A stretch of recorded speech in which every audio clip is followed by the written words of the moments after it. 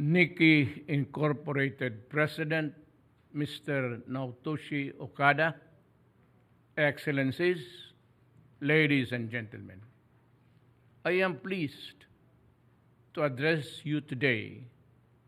This year's theme is timely as we work towards full recovery from the COVID-19 pandemic. Outside the war, never has one crisis transformed our countries so quickly and deeply. The virus spread with such extraordinary speed and ferocity. It left us reeling. No country, rich or poor, was spared. We can draw many lessons from this global crisis.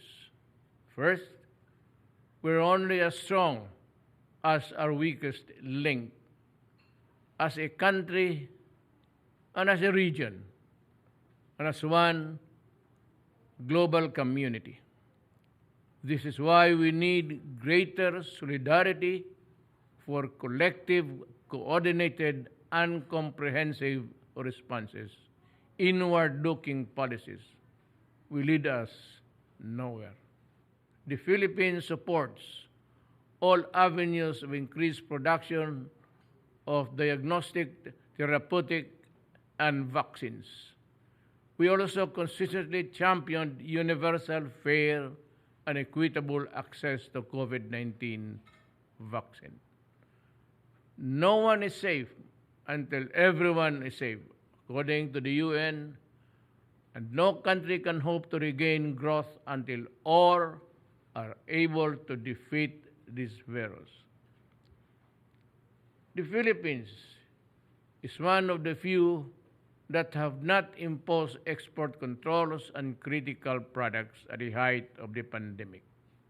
We did not restrict the export of medical-grade masks produced by Japan companies in our country.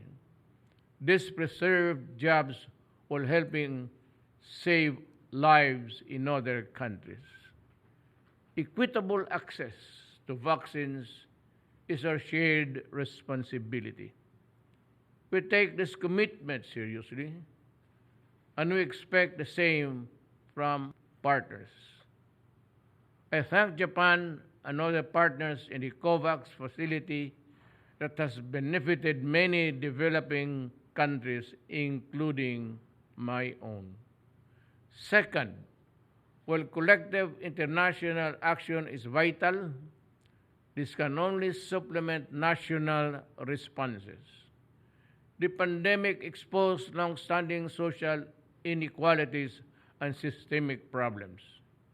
In good times, these inequalities were obscured by high levels of economic growth, but the many we raised out of poverty as easily fell back when the economy took a hit. Inclusive and sustainable recovery requires people-centered and holistic responses. The Philippine government used all means of its disposal to help the marginalized and vulnerable, and we are working to reduce health inequalities through enhanced social safety nets. Universal health coverage is central to my administration development agenda. We are likewise strengthening our public health system. We welcome external partners to build more responsive and extensive health delivery networks. Food security is an essential pillar of social stability and order. We made timely interventions in agriculture to promote growth and protect our stakeholders. These include technological innovations, agriculture, and establishing agro-industrial business corridors. More broadly, we aim to accelerate the modernization of our agricultural sector. Japanese investment is most welcome. Very early on In the pandemic, we saw that science and technology would be the enablers of our new normal. The Philippines wants to be active participant in the global digital economy.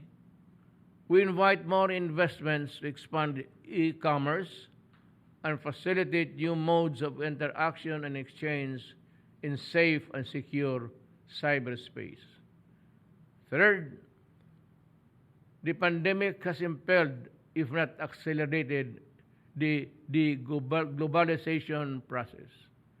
The lack of connectivity in many parts of Asia can reinforce fragmentation. This will result in lost opportunities for trade expansion among developing countries. We are not blind to the geopolitics of diversification and decoupling. However, the Philippines does not see the need to take sides in the ongoing geoeconomic competition among the big powers. We maintain that deficiencies in world trade must be urgently addressed. We reaffirm our support for a free and rules-based multilateral trading system. The key to recovery and shared prosperity remains a free global of goods, capital, and services, as well as the harnessing of valuable human resources. The Philippines is ready to be a competitive actor in the open and fair global economy, despite the pandemic. Opportunities for growth remain. Consider this. The Philippines has a large domestic market of population of 110 million people. Our median age is 25 years old. 40% of our population is below 20 years old. We are in a demographic sweet spot. We are educated, creative, and resilient. Innovation is our big push. This will keep our country on growth path for decades to come. The Philippines has a preferential access to major global markets. We are giving better incentives to enterprises and investors to the Corporate Recovery and Tax Incentives for Enterprises Act, or CREATE law. We are ramping up our Build program. We are maximizing physical integration in our archipelago and improving our connections with the rest of the modern world.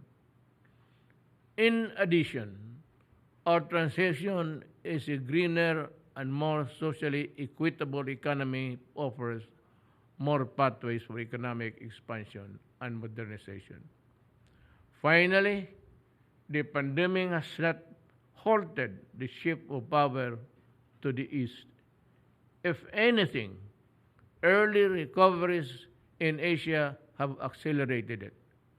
We seem to be hurtling back to the era of heightened big power competition. This adds another layer of complexity to long-standing security issues in the region. Great powers must resist the temptation to pursue interests at the expense of smaller countries in plain defiance of international law. The pandemic has shown us that zero-sum approaches are self-defeating and ultimately futile. What hurts one ends up hurting everyone else. If Asia is to serve as an engine of global recovery, we all have to act responsibly within the system of norms, commitments, and obligations. We have to resolve our disputes peacefully, according to international law. We have to work together, not against each other, to achieve ends.